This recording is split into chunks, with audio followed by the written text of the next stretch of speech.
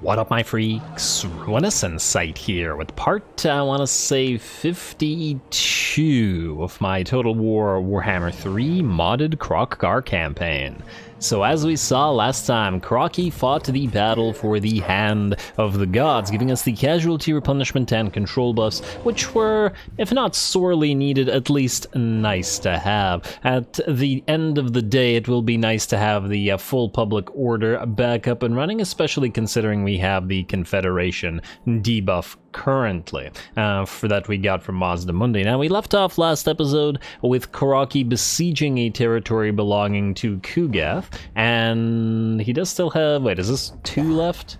He's got 2 left, and there are more armies out here. And while I don't imagine this is going to be a difficult battle per se, I do imagine that it will be worth fighting, and just because I want to see Kroq take Kugath on. Now, before we do so, we'll obviously go and apply the points. Once again, Kroq has points to be spent. We were going through Geomantic Aid in order to try to get these buffs out here, so I guess that's probably still the way to do it. I mean, there's still a bunch of really good stuff out here, and every single point I spend with Kroq, I just keep thinking, man, I wish I had more points on him. But it's okay, we'll just keep on leveling him.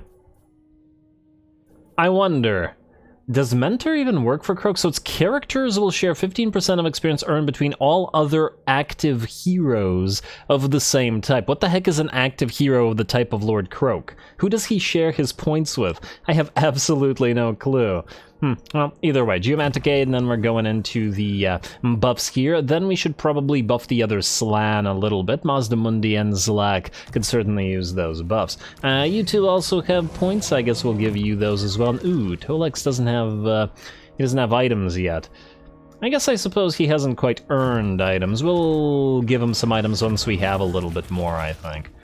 Alright, and then lastly, Teto Echo. We are going through Potent. We have most of the magical stuff maxed out. We don't really care about the supply lines and whatnot here.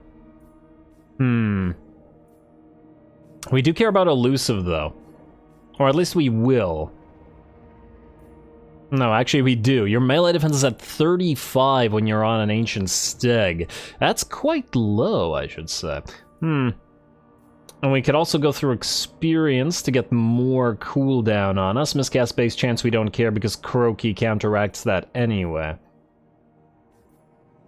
Casualty punishment for skinks and stuff, yeah, that's also kind of irrelevant. Miscast base chance. You know, I do like the spell resistance for the entire army, though. I mean, we have to get everything in this tree anyway for the Winds of Magic power reserve capacity, so yeah. And we'll have to go through this to get Elusive, but we probably won't go any further than that and instead max this tree out. We are starting to run out of points on Teto Echo. He is our oldest caster, after all. Anyway, I believe that's that. We're ready to go. I wouldn't even bother fighting this if it weren't for Kugath, but Kugath is here, and so it shall be fought.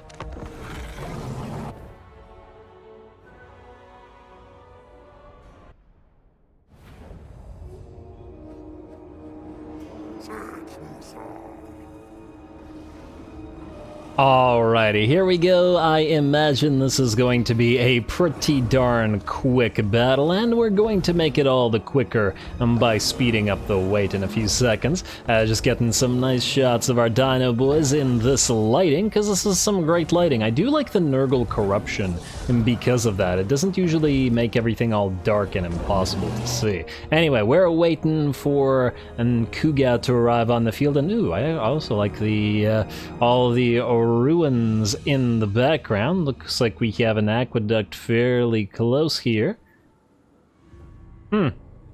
Nice, very nice. Anyway, we're gonna speed it up. Let's see, we got a minute until Kugath gets here, and then it'll be Kroq-Gar versus Kugath, which is once again the main reason why we're fighting here. And unfortunately for him, since he's arriving on the field at the edge of the screen, he won't be getting any help from the other army, as in the settlement garrison.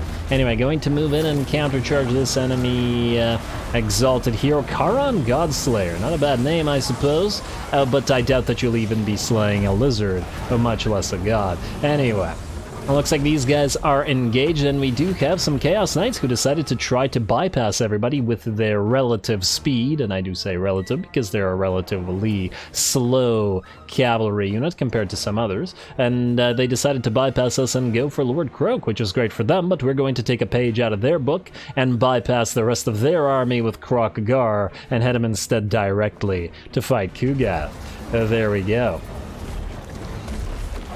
Alright, and we're in it. I'm sure that those Chaos Knights will be fighting as well, but this is the main thing that I wanted to see out of this battle. Though out of curiosity, oh wow, those poor Chaos Knights, look at that. Yeah, they got hit with one of Kroq's spells and then charged in the back by both of our Stegs here. And that's Armor Sundering Steg, so yeah, these guys are in pretty bad shape. Anyway, I guess that doesn't matter as much. Kugath has called for help as Exalted Plague Bearers have moved in to try to shield him from Kroq-Gar, but not to worry, we have our own units, the Horned ones, who have decided to go in and get a little bit of a debut fight. I guess we haven't really seen the Horned ones do anything yet. Though I'm sure we will over time. It looks like the enemy giant is here as well, the Bilious Thunderguff, which is a pretty great regiment of renown, as in, well, as far as giants go, and anyway. And it is almost fighting back-to-back with Kugath here. We do have a few units that are kind of getting in the way, and Kugath might be able to knock a few of them out, so we're just going to get them the heck out of there before they interfere with the fight. Everybody else is focusing on the Bilious Thunderguff rather than interfere with Kroq-Gar's duel here, such as it is. Hey, stop puking on the Horned ones. This is their debut. Alrighty, Kugath and his double puke doing damage, but not really all that much. Kroq is completely fine, and Kugath is down to about 25% HP now, debuffed and unstable as well. Should be down shortly. Looks like the Thunderguff has also got only a sliver of HP, and this portion of the fight should be just about ours. And why is he turning? Did he try to run? Not gonna work out, buddy.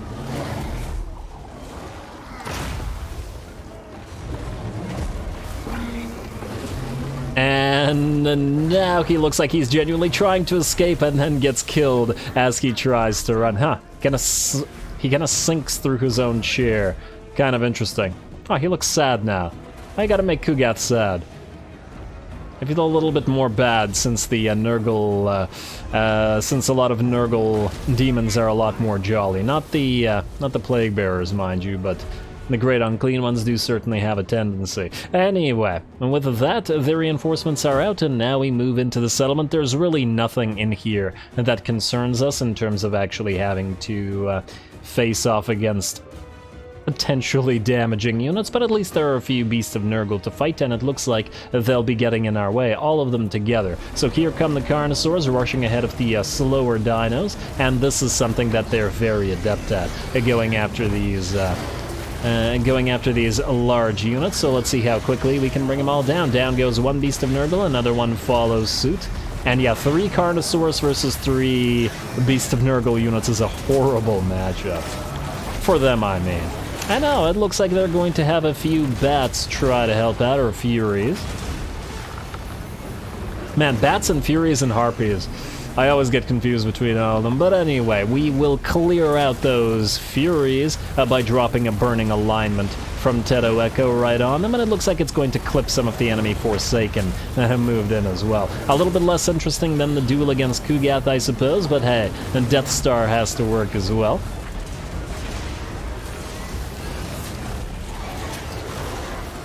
Alrighty, and the Beast of Nurgle will be done for shortly, I would think. A blast coming down, and Urnon's Thunderbolt. One of the Beast of Nurgle units is done for. Second one is wavering and about to be destroyed as well, and in fact it looks like the Furies and the Forsaken are pretty much done for as well. There's still a few more enemy units in the middle of the enemy settlement, but honestly, it doesn't seem like it'll matter at all.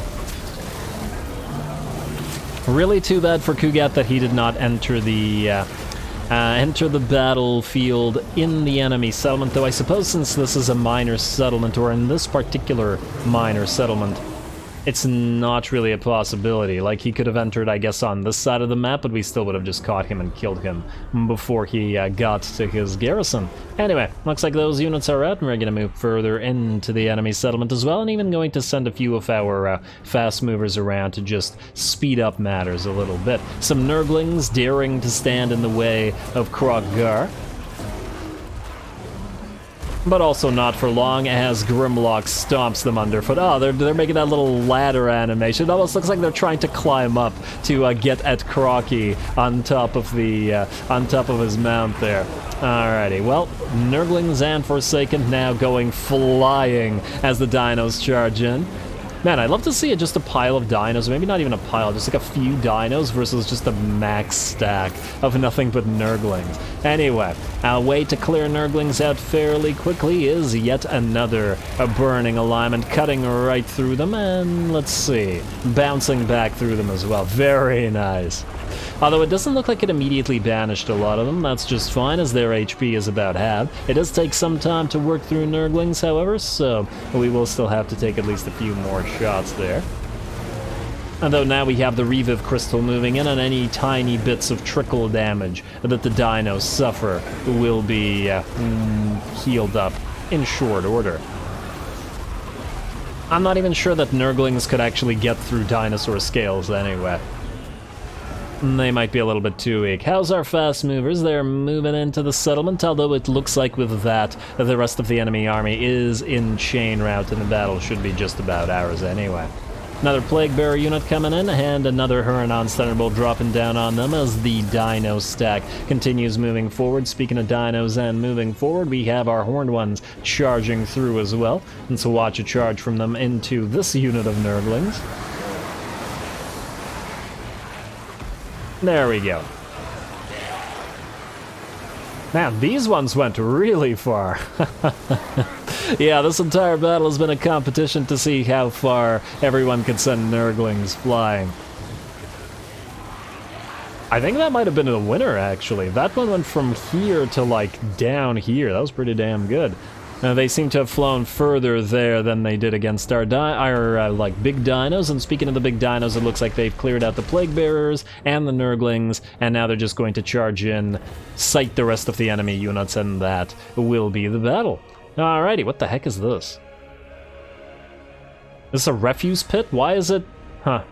Maybe they're trying to make a sort of Great Maw sort of looking thing? I actually have no clue what the heck this thing is supposed to be. This doesn't look like a fighting pit, because all of these rocks in the way, but yeah, just because it looks like a Great Maw, I think they're just trying to make it's like a place of worship, I assume. Though if anybody else has any ideas, I'd be interested to hear. It's not a beast pit, because it has an easy exit, and once again, the rocks don't seem like they would be right for that. Anyway.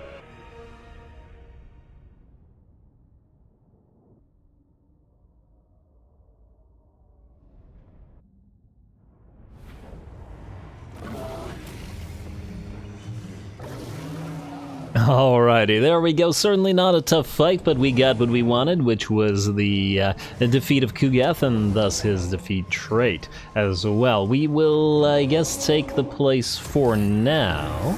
And yes, growth plus 30, horde growth, and chance of plague spreading minus 50%. Although I suppose with Kugath dead...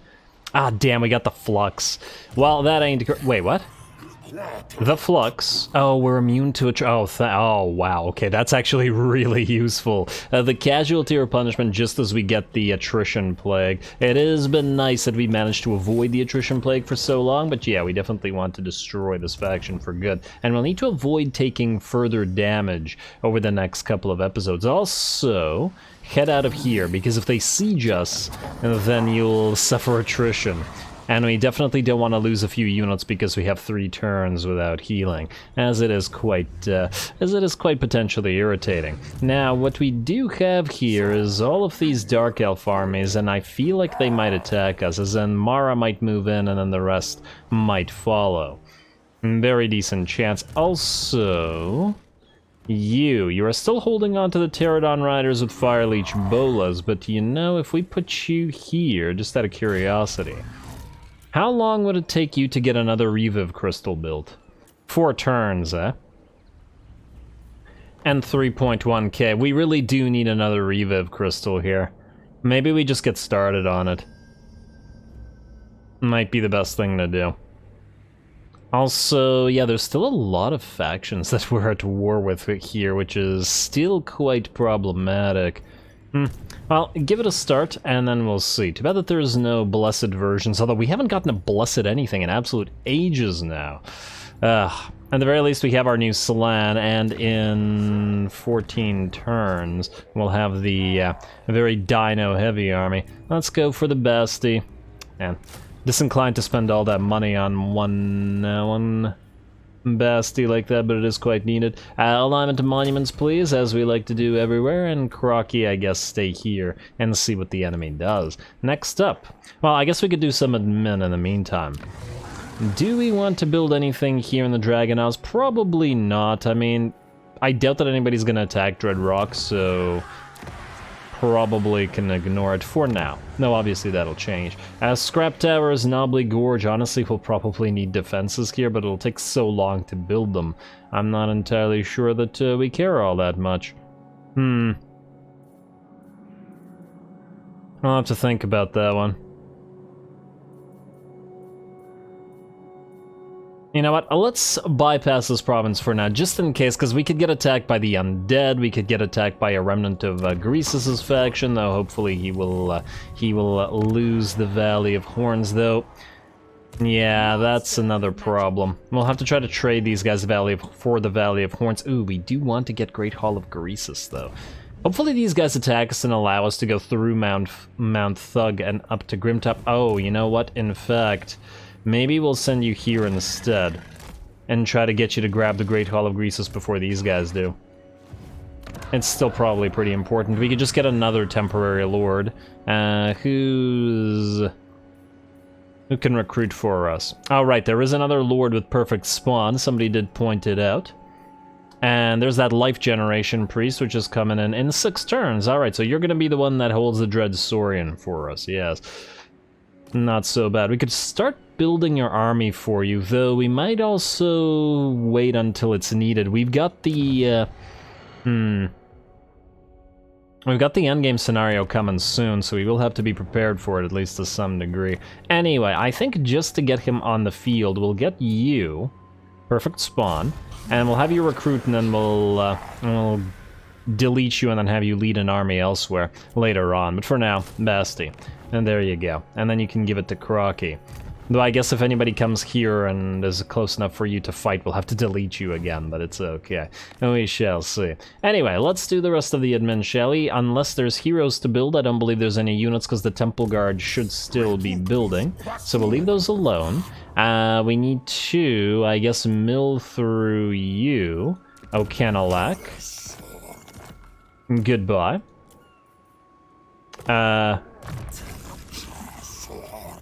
I just wanted to double check that there's anything useful that we have on these guys that is faction-wide, but not really.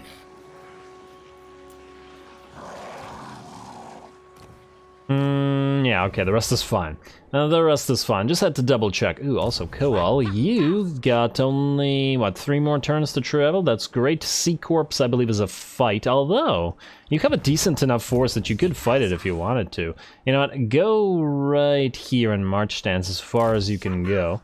Even just past it. And then we'll see. Maybe we'll fight it, pick it up on the way. But we will be suffering attrition over the next couple turns, which is kind of why I tend to hesitate. Kanos Kier, are you in range of Lanwapek? Yes, indeed you are. Oh, that's lovely. That is indeed lovely. The question, I guess, is whether we can take it with you. I'd really love to head Gorok down to Chakwa so that we can split the forces off. Let's see what's holding at Lanwapek in terms of the defenses. They do have a defensive structure, but it's only the one. Pyrrhic Victory. Yeah, oh wow, okay, yeah, we'll have to fight this. They have Sirens, they have zombie hand cannon, or just hand cannons in general, deck gunners. It's a pretty decent garrison, but we do have the grudge throwers for this, so yeah. We probably will just straight up fight it, but I want to take a look at whatever else we have going for us right now. Gorok, then, if you're not needed here, you will proceed to Chakwa. Let's pop you into, I guess, You're maxed out in terms of mana, and you're pretty healthy. Let's go channeling just in case to go a little bit further. I want to make sure that we can actually reach Chakwa afterwards. Go, go, go. Alrighty, and then we'll reach Chakwa and then take that out. Oh, right, we were also going to transfer some of the stuff here between various armies. Austria's looking a lot better than it was before. I mean, it was awful before. If we can manage to take the rest of this, we can then move up northward to help Mazdamundi mount. Oh, right. Speaking of Mazdamundi, there's this problem. He doesn't really have the army necessary to fight Marathi right now. I don't think we'll be doing that. As in, we can let Swamp Town go. We can take all this back. Mazda, I think I'd rather you continue channeling and then go back to Monument to Moon. We can hold there if needed. Maybe build some cheap units as well, just in case they actually attack us here. I doubt it, but who knows? It's not like Mazda can die, granted, but... oh, also, speaking of Mazda, you have the Cobra Mace. Wait, weapons. Ceremonial Mace of Mal... Wait, no, that's not your weapon. You have... Oh, right, you have the Sunburst Standard, which is here. I was just like, wait, he should have 2 items.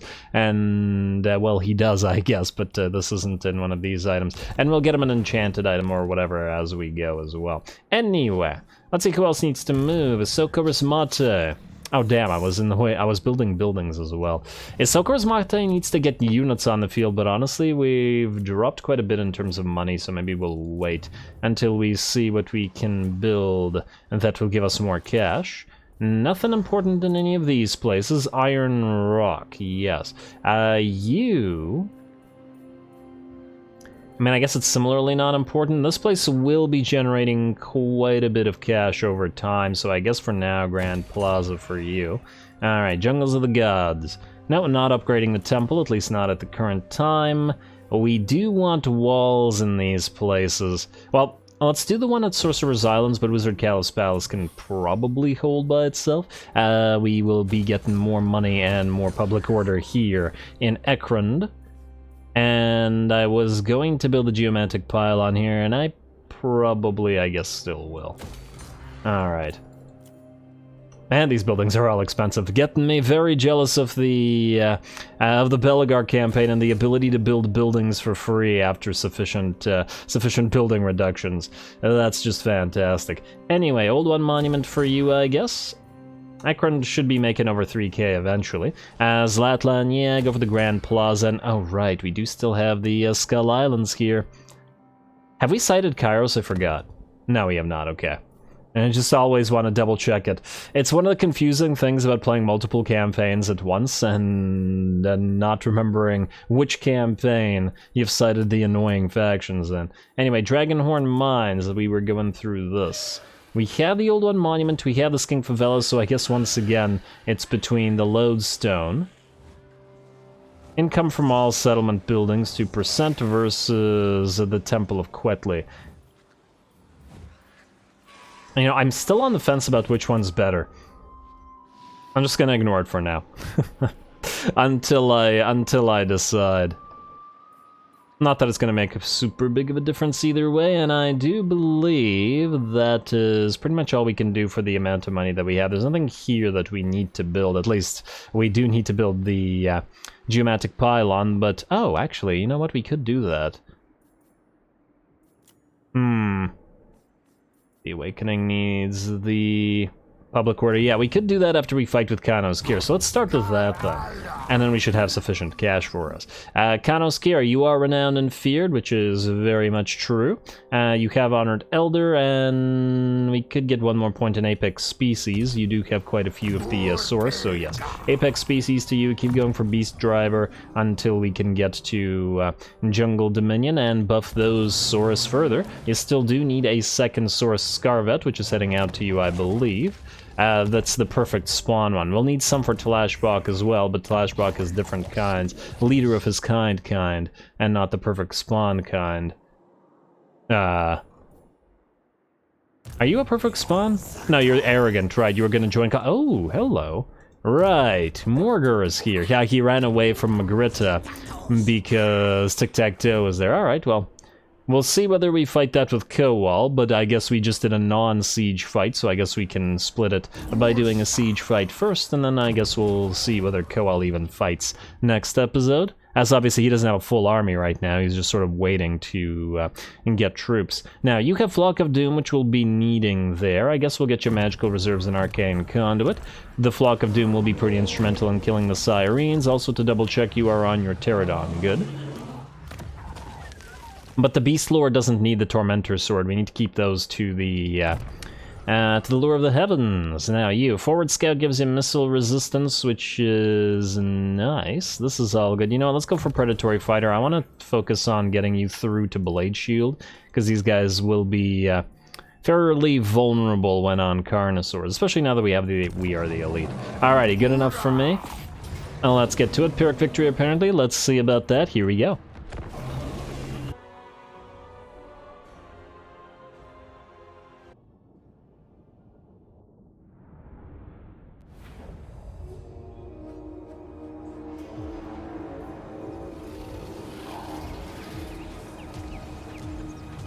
Alrighty, here we go, another siege of the Vampire Coast, and even though I do believe we have the advantage, we shouldn't take it for granted. The enemy does still have a lot of scary ranged units, both the handguns and the deck gunners and the hand cannons, all of which are very dangerous to giant dinos. If the enemy can hold them back and not allow them to get through the melee troops while the range units gun them down, we could be taking a lot of damage, especially considering that this particular this is some fantastic shots of this map. Look at that.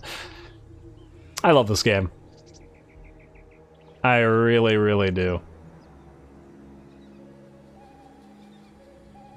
Alrighty, anyway, I'm getting distracted again, as usual. Damn you, map. Stop being pretty. Alrighty, now, we are going to knock down as many of the enemy towers as we possibly can, and what I was saying is we lack those Fire Leech Bolas, which we spent most of the earlier portions of the campaign being reliant on in sieges. Though I suppose against the various type of range units, they probably also wouldn't be quite as effective as we might otherwise like. Anyway, towers are going to start falling, and we're going to speed through this, obviously, because we have a lot to destroy. For once, I decided to attack in the middle of the enemy territory as well, not off of one of these edges. This is actually not the best map to lay siege to an enemy on, mostly because the elevation presents some problems with regards to actually having your artillery pieces fire, especially depending on the type of artillery. The Grudge Throwers could certainly do it, but then I saw that we had to destroy 8 frickin' towers on this portion of the wall to get through them if we wanted to attack there, and I decided, you know what, nah, we're gonna attack the center and we're just gonna hope that a lot less enemy units are actually on top of those walls to fire down on us. Anyway, let's see, we've got 3 towers cleared out, probably want to get a couple out of this as well, and there's the 4th, and then these 2, and then we're gonna get ready to move in. Still have quite a bit of ammunition on those Grudge Throwers, and yes, this is once again making me wish that there was an X8 fast forward, or, you know, twice as much as whatever the current maximum is.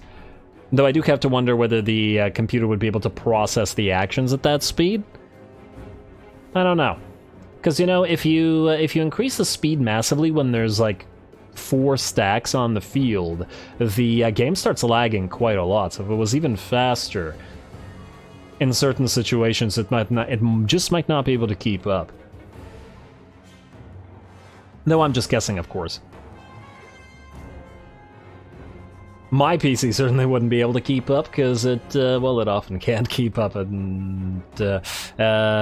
regular battles and stuff like that. But oh well. It works. As long as it works. And let's see, we got a couple more towers destroyed over on this side and on this side, and I do believe it should be just about time to start moving in. Going to try to knock a few of these deck gunners out, and interestingly enough, the enemy ignored us when we went after the towers, but as soon as we went after the deck gunners on top of the walls, it started sending forth deck droppers. Fortunately, or unfortunately, depending on how you look at it, these aren't bats, so they're not going to directly go for our artillery pieces, or they're not going to swarm them, but they are going to try to move closer, and they are going to fire on them. at the very least damaging them. In fact, we are going to counter that by popping Pan's Impenetrable Pelt on them, just to make sure that our Grudge Throwers don't fall to those deck droppers. Otherwise, we're going to try to annoy said deck droppers with our wizard here, our Skink Priest, and funnily enough, we didn't actually want the Skink Priest to fight the enemy, but obviously since the enemy is in skirmish mode, we're free to just send the Skink Priest at them and allow the enemy to just back off. Otherwise, it's just Chameleon Skinks moving in, and we also have our Amexon Barb firing its tail spines at them, and between all of these guys, we should be able to knock those deck droppers out of the sky. I would say reasonably quickly. Maybe not quickly. Man, I really like the lighting here. And look how the Chameleon Skinks blend into the their environment. Too bad the Chameleon Skinks don't actually change their scale colors depending on the map that they stand on. That would have been a nice touch. But they at least certainly fit in on this one.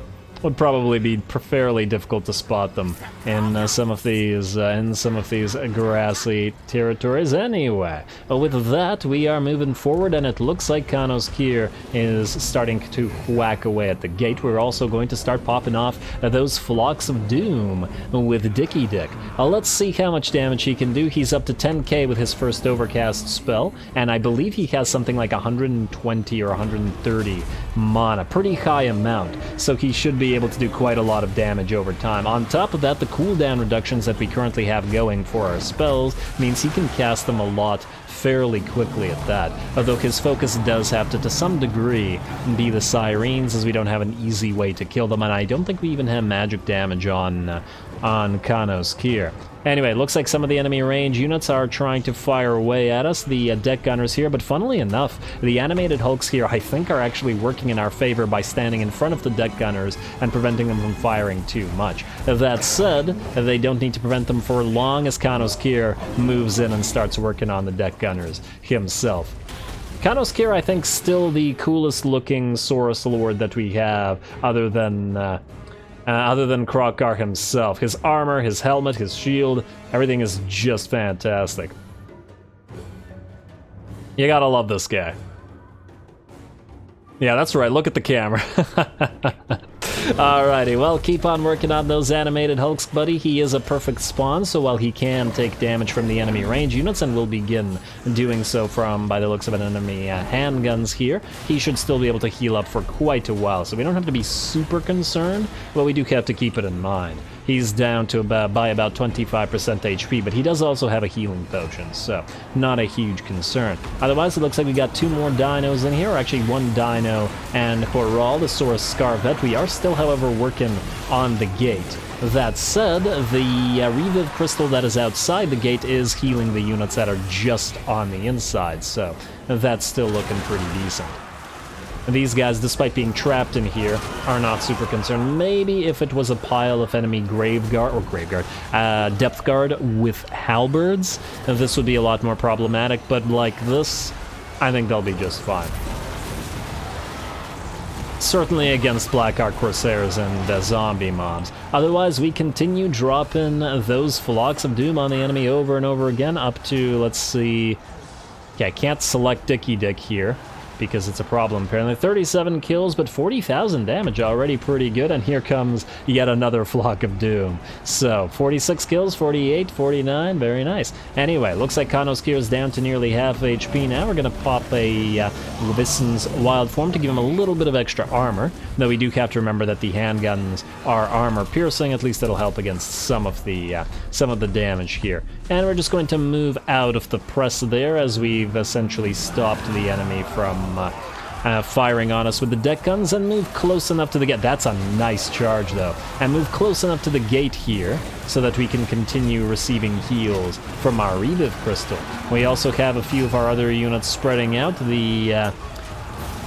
The Cold One riding Saurus Scarvet and a Basti as well, or a Stegodon rather, as well, moving towards the other enemy unit of deck gunners. Just gotta stop the thing firing, though we are taking damage from hand cannons and whatnot as well. Otherwise, it looks like we finally managed to breach the walls with our artillery just as they ran out of ammunition. It was like the last couple of shots that managed to breach the walls, and I decided to do that because it started to get annoying how long it's been taking to take out that gatehouse.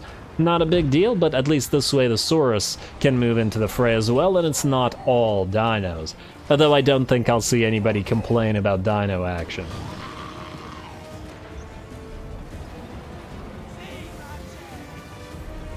This is, after all, a Saurus army, and the Saurus need to do some work as well. Heading through that breach, it looks like these Sirens, which could have blocked off the gate fairly effectively, the breach fairly effectively, are not going to bother.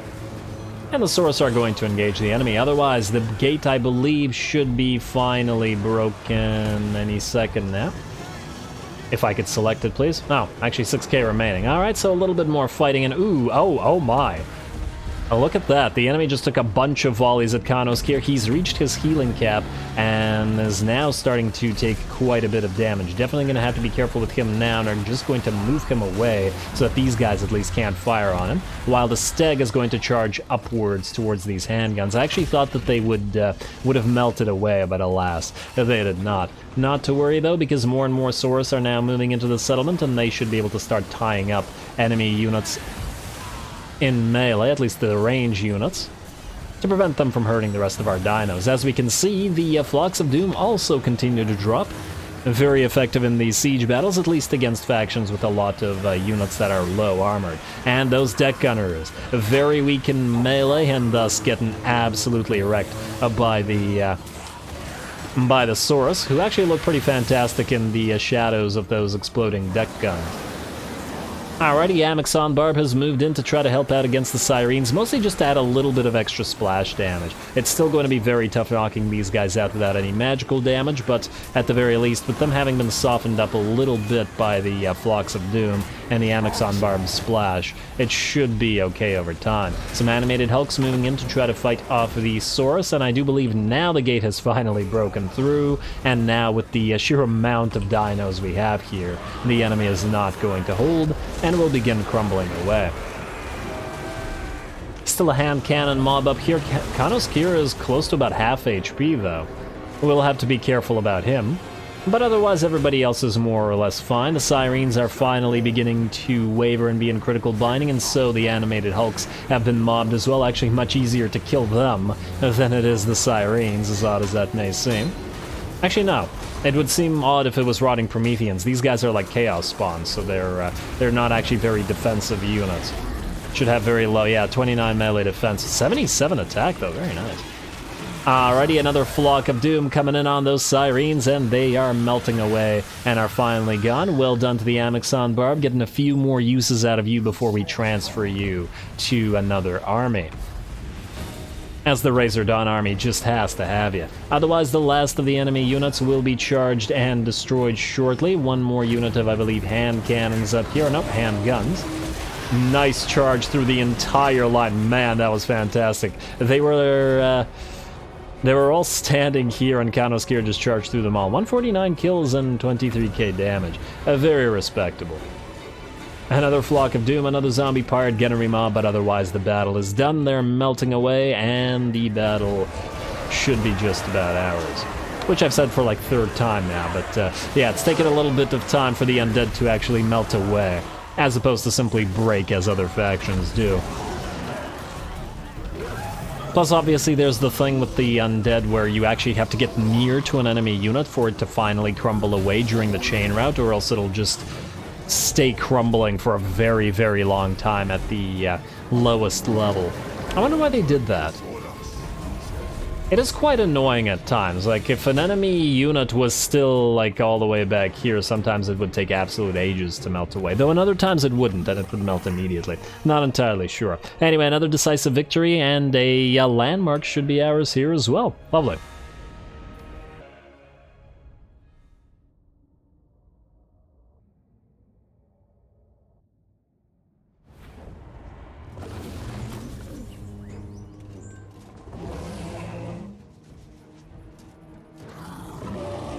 Alrighty, there we go. A little bit of damage on Kroq-Gar due to all those gunners, but at the end of the day, this was the day of Dicky Dick. 408 kills and 120,000 damage. The little Dicky that could...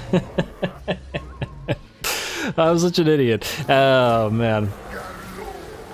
Absolutely fantastic name. Yes, and what do we have here? Oh man, there was a comment saying that this meant something. I gotta go back and reread it. Hey, we got Kroq-Gar Perfect Vigor as well, and Carnosaur for Xhotl, which would have been actually fairly useful here as well. And I believe Lodmapek also has a special building for us, which is, let's see, armies in the region get Temple of the Mist, which we don't care about. Ah man, this is all pretty meh. And it's pretty meh because it does nothing for us, really. If it only had at least something faction-wide or helped with construction costs or something, but we'll be able to essentially never use this. Because you need tier 4 and 8,000 gold to build it. And by the time we get tier 4 here, we won't bother building it, or at least, well, we will build it just out of the principle of the thing, but at the end of the day, it's not a very useful thing. Anyway, we got a little bit of money from that, but unfortunately not enough to construct the geomantic pylon that we wanted, but not a big deal. Either way, we are unfortunately out of time, and I am going to have to call it here. Next time, we will not quite end the turn. We're nearly there, but Koal still has to move and figure out what he wants to do here, and I think there's a couple of small armies that have to move around as well. After that, we will end the turn and continue with our Lustrian conquest, which, as I said, is going pretty well. We should also be able to destroy the Bretonnians here, the Bordeaux errant, for good. Move back through the sacred pools, give more units to Gorok, and maybe start working on Rakarth. I mean, we have to shore up all of this after all. So I'm still once again concerned. Hopefully if we don't touch the Skaven or Rakarth for 3 more turns, maybe we can still confederate the Cult of Sotek. It would be lovely. But unfortunately, their enemies are growing quite weak, so I fear that it might not be possible. We also have to achieve all of this in, 3 turns. Very high likelihood that the Hunts Marshal will redeclare war in 3 turns, so I think we'll have to send at least one of these armies back up here to cut off the enemy armies. But I guess we'll have to see as soon as that happens. We also once again have to continue preparing for the endgame scenario, so fun times ahead in the Lizard campaign. Stay tuned for it. A little bit disappointed about the defeat trait for Kugath. I thought it was something else, but maybe I'm thinking of the of an SFO trait or something. But anyway, more Lizards to come. Stay tuned. Don't forget to leave a like and comment, especially as these campaigns grow older. All glory to the algorithm, and thanks for watching.